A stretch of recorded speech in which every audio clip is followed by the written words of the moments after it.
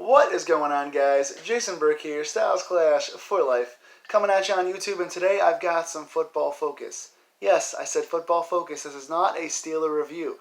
I decided to bring back a feature that I did, I think, 2 years ago on this channel, where I did the top 10 NFL power ranking, where I give you guys, in ascending order from 10 to 1, the 10 best teams in the NFL week to week. And it's week 5 now, so there's been enough games. We've seen enough of the teams to kind of know who the contenders are, who the pretenders are. There's still a lot of teams in this league that are, 2-1-1, 3-2, 2-3. There's a lot of those middle of the pack teams this year, most in fact. But I think we've seen enough football through 5 weeks to kind of get a good gauge of our top 10 power rankings. You guys really seemed to enjoy this when I did this 2 years ago. It kind of petered out by the end, so I didn't do it very much last year. But if you guys want to see this feature come back, please let me know in the comments. And I will do this once a week where I'll rank these teams for you guys. So here are just my rankings, and again, these are not based on record so far or anything like that, or expectation. They're kind of just based on roster and strength of schedule so far. Record plays a big factor. Just how they're coming together as a team, when they're getting hot at the right time. So that's just sort of my metric for the top 10. So I'm going to start from 10 and go up to 1. So the 10th best team in my top 10 power rankings is the 3-2 Philadelphia Eagles. I think they're a dark horse wildcard team. I still think Dallas is a little bit better in their division, but I think Philadelphia is coming into its own. Carson Wentz is still kind of finding his sea legs after the injury that he was out all of last season, but he's still a very solid quarterback. He's not as much of a ball protector as he was maybe 2 years ago, but he's still a very solid quarterback. They're finding their way running the football. They have the power guy in Jordan Howard for the short yardage. They have Miles Sanders, who's been doing a nice job as the scat back, kind of fast running back. They have Nelson Aguilar, who is inconsistent but solid when he's on. Jeffrey Ertz. Brandon Graham on defense is finding his way, getting pressure. I like this underrated defense, and I like their approach to offense and protecting the ball, running the ball, using physical receivers on the outside. So I think Philadelphia could easily be an NFC wildcard team, and so far 3-2. I think Carson Wentz gets better and better as the season will go along. Number 9, staying in the same division, the 3-2 Dallas Cowboys. They've been on a little bit of a slide lately. We don't really know what happened last week. That was kind of a weird destruction. I mean, the Packers just destroyed them. The Packers are a pretty good team this year, but Dallas was not really all that competitive. But this offense has gotten off to a pretty hot start in spite of being 3-2. Amari Cooper is obviously an elite receiver, and Dak Prescott is on pace for one of his better seasons of his career. Obviously, you have Zeke Elliott out there. They found some nice other targets, bringing Randall Cobb over, getting Michael Gallup involved in the offense. They've even used a couple other guys like Devin Smith. They found their way on offense. Obviously, Lawrence and guys on the edge on defense. I think Dallas overall has the edge, like I said, in this division. I think they could wind up being a 2 or 3 seed in the NFC and being a dark horse. I think Dallas is finally coming into their own as a favorite as Dak and Zeke mature. Dak might be a little overrated, but I think right now he's going to hit his stride. I think this is his best chance to contend for a title, and I think Dallas can do that at 3-2 right now. At number 8, we're staying in the NFC with the 3-2 Los Angeles Rams. Very similar to what I said about the Cowboys. The Rams started off hot, 3-0. They've lost 2 games in a row. They had a really weird loss to Tampa Bay for some reason. Their defense showed very porous in the loss to Tampa Bay. Their defense has been considered often one of the best in the league. With that front 7 and the guys they added on the defensive line, having the best edge rushers in all of football, adding 2 cornerbacks, in the offseason, having this stacked team, I didn't expect them to come out the last 2 weeks as kind of weak as they did.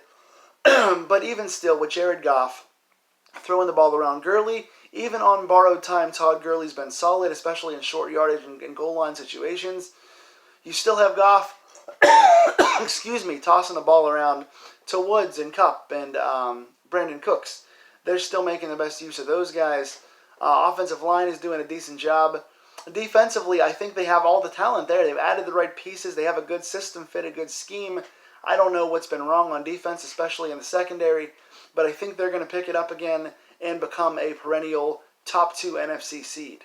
I think they're destined for the 1 or 2 seed to find their legs at the right time, and even at 3-2 right now, at number 8, I think they're going to go much higher as the weeks progress. At number 7, the 4-1 Buffalo Bills. They are the lowest ranked of the 4-1 teams just because of strength of schedule.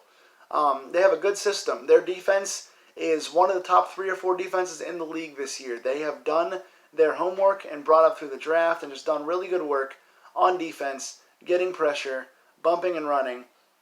I'm enjoying what this defense is doing. I think Josh Allen is the best quarterback of that class from last year. I said it all last year. Allen is the most elusive athlete and the hardest guy to bring down in the NFL, even more than Lamar Jackson, in my opinion. Robert Foster's still getting healthy. I think he's going to be a big piece when he gets back. I think Knox, the tight end, has the potential to be something a little more special as we go along. Obviously, John Brown is there as the number 1. As they get healthier on offense to match this defense, they still don't have elite talent on offense. Allen's not an elite quarterback compared to the rest of these teams at 4-1. But I think the Bills are number 7 right now, and I think they could be a dark horse for the wild card. They could still kind of go either way right now. I don't fully believe in them yet, but with this defense and getting healthy on offense, they could be a wild card team in the AFC. Number 6, the 4-1 Green Bay Packers. This team is back on pace. After a bad year from Aaron Rodgers and a lot of injuries last year, Rodgers looks back to being elite status. Aaron Jones just had 4 touchdowns last week. The running game is kind of off to its best start in quite a long time. Obviously, Devontae Adams has been doing his thing. Some of the other receivers like Valdez-Scantling and Geronimo Allison, guys like that. I like Aaron Rodgers back there making other guys better. I think the only elite talent he has on offense is probably probably Devontae Adams. The other guys are not really proven. Jimmy Graham is kind of older, but Rodgers makes guys better, and Rodgers on offense is doing his thing. They've gotten better on defense. They've still got some holes, but I think at 4-1 right now, they're off to a good start, and I think they're going to be a dangerous 3 or 4 seed maybe in the NFC. They're looking at division win, I think. I think they're stronger this year than the Bears and the Lions. And obviously, whoever else is in that division. The Vikings, okay. Then we have the top 5 now. Number 5, the 4-1 Seattle Seahawks. They are back to elite status. Russell Wilson is so elusive, so hard to bring down. DK Metcalf adds to that team so much on offense, along with Lockett. I like what they're doing. They're using their tight ends like Disley very well. They're blocking for Wilson. Even when they don't block for Wilson, he gets out of there and goes crazy. The running game with Carson is doing really well. The defense does not have the name value that it used to have in the Legion of Boom, but they have the physicality still. The system fit is still there. The coaching is still good, and I trust in Russell Wilson. They have Super Bowl experience.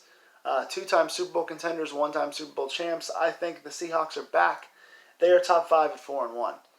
Top 4. Number 4.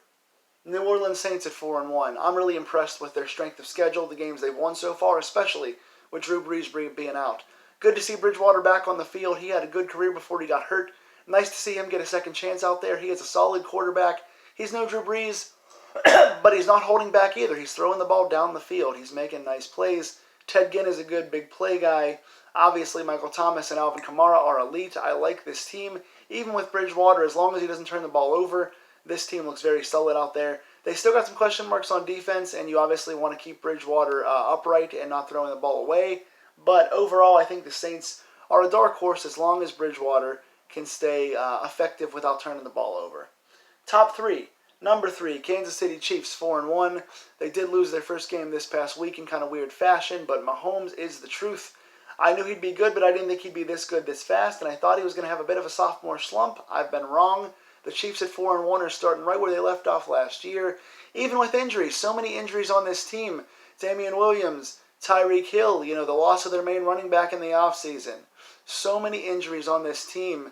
They've done it with some new guys like Hardman and, Robinson, who's not necessarily new but wasn't in the forefront. Sammy Watkins even, who's been inconsistent this season. But even with all the injuries, even with the sophomore season, Mahomes is leading this team strongly. The defense still has some holes, but I like this team to be the number 2 seed right now in the AFC. Number 2, the 4-0 San Francisco 49ers. I don't think the 49ers are necessarily the second best team in this league right now, but they're playing like it right now. They're using their weapons. They have some really serious guys in Matt Breida and George Kittle who are extremely underrated.